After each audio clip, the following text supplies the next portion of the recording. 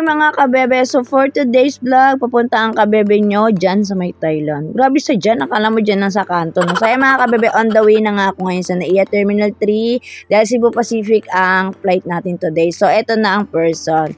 Pagkadating ko sa NAIA Terminal 3, of course, lagi naman maraming tao kaya inuugali ng kabebe nyo na 6 hours bago ng flight ko, maalis na ako sa Cavite para sure na hindi tayo magra-rush pagdating mo dito sa airport. So eto na nga, pagdating ko dito ay pumunta ako sa my travel tax counter, yung bayaran din ng international tax, at ang bayad pa rin dito ay 1,620 pesos. Hindi pa rin naman siya nagbabago.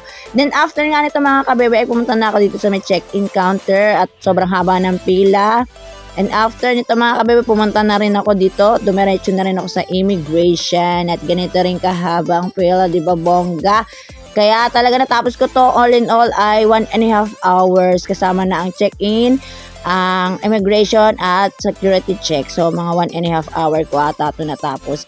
So pagdating nga dito mga kabebe, yan, tapos na ako nito magsapatos ay dumiretso na ako sa my boarding gate. So mga kabebe, wala pa rin namang bagong requirements papunta ng Thailand. Kailangan mo lang ulit lagi mag-register sa etravel.gov.ph. Yun ang lagi mong kakalimutan. Pag papunta kayo sa ibang bansa, lalabas ka ng Pilipinas, ganun pa rin. At babalik ka sa Pilipinas, ganun pa rin. Hindi pa rin siya nagbabago. So ito, waiting na ako nito this time. So mga kabebe yan, for the pila na ang person dahil papapasok na sila ngayon sa airplane.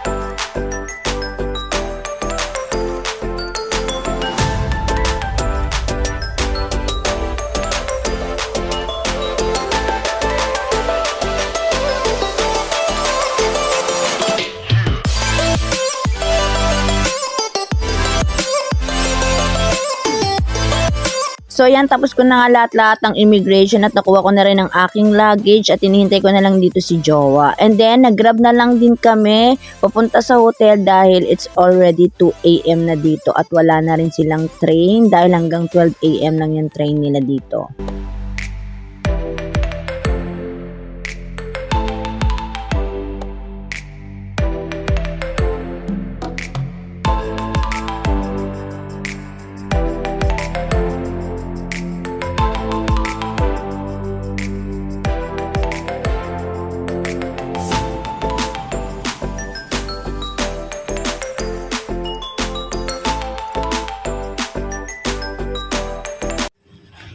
So yun mga kabebe, nandito na kami sa hotel. It's already 2:30 AM na dito. 3:30 na sa atin dyan sa Pilipinas. Antok na ako. Mga kabebe, ang bango dito. Tapos ang ganda. Ang ganda. Ganda ng ano nila. A few minutes later. So mga kabebe, it's already 3 AM and matutulog muna ako. Then later, bigyan ko kayo ng room tour and then pupunta tayo sa my old Asian city. So, bye for now mga kabebe. See you later. Much later. Good morning mga kabebe. So, naghahanda na kami papunta sa labas. Namamalit yung mukha ko. papunta sa labas kasi pupunta kami sa Old Asian City and it takes 1 hour pa galing dito sa Bangkok. So, malaki daw yun kaya kailangan agahan. So, ito nagpe-prepare na kami. Saka na ako magro-room tour after this day. Marami tayong pupuntahan this day. So, isasama ko kayo. So, yan mga kabebe, tapos na kami mag-prepare at kakain muna pala kami ng breakfast before kami pumunta sa Asian City. Breakfast dito yun sa hotel. So, tara.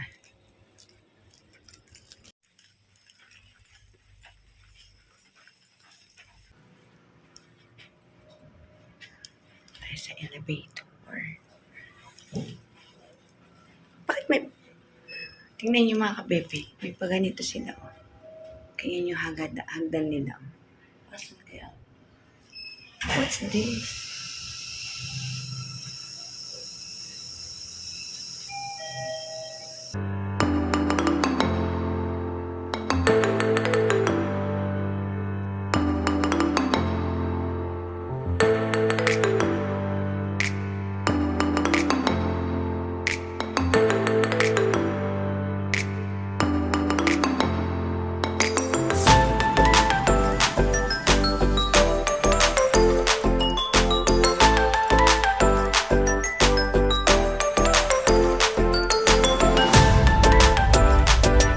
Mga kabebe, tapos na kami mag-breakfast. Pupunta naman kami sa Asian City and gagamit kami ng BTS o your train nila dito and then magbabas kami papunta doon. Nagko-commute lang kami para, alam mo naman, experience, di ba? Ang ganda ng lobby ng hotel na to.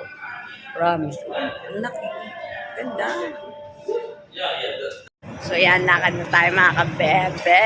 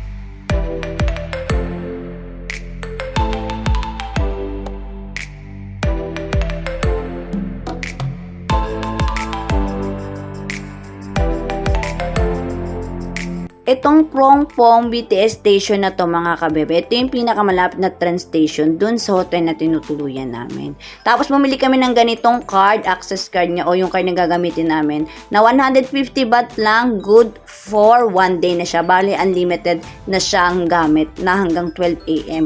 Kaya kung marami kayong pupuntahan dito sa Thailand tapos gagamit kayo ng tren, kaya masasuggest kung bumili kayo ng ganito para hindi na kayo paulit-ulit bumili ng card o hindi na kayo pumila kasi meron na kayong card na good for 1 day.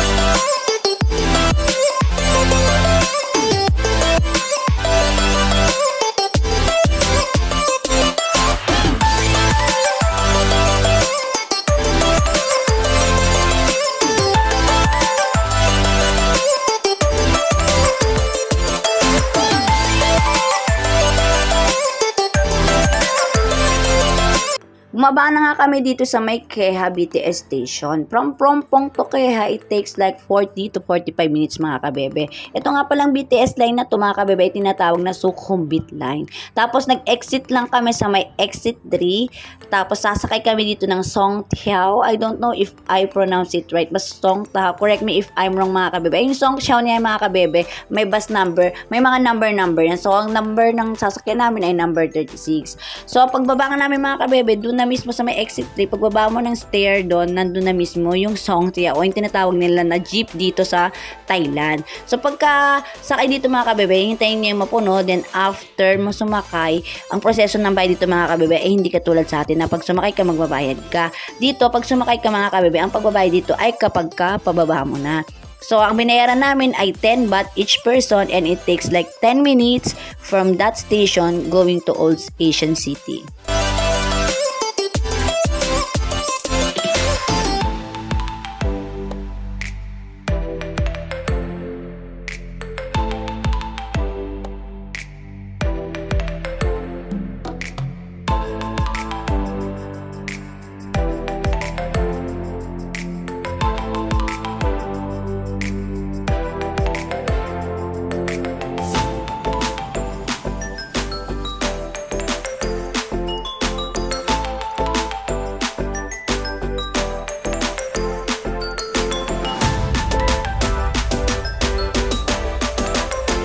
Coming up next, let's explore the Asian City, the world's largest outdoor museum that we can find here in Thailand, how much it costs to come inside of this museum, and how much it costs to wear this beautiful Thai dress. So please don't forget to subscribe to stay updated to my next video.